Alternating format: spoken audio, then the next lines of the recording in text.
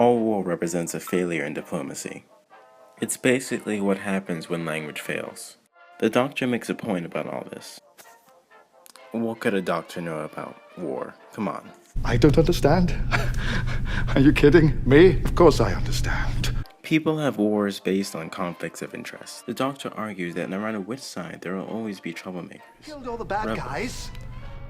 And when it's all perfect and just and fair, when you have finally got it exactly the way you want it, what are you going to do with the people like you? The troublemakers. How are you going to protect your glorious revolution?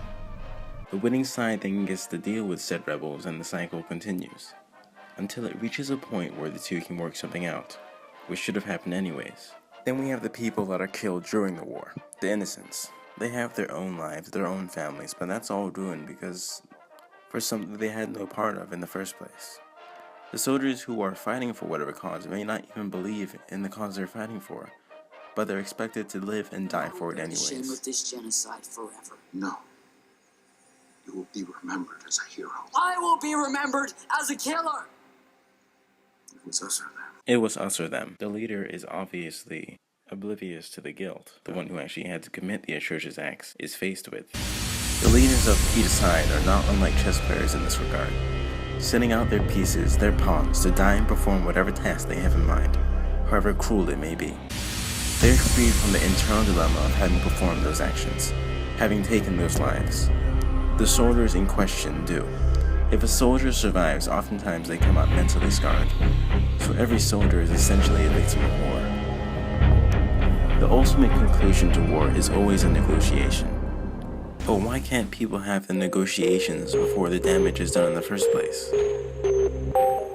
Sun Tzu, he wrote The Art of War. He says the supreme art of war is to subdue the enemy without any fighting.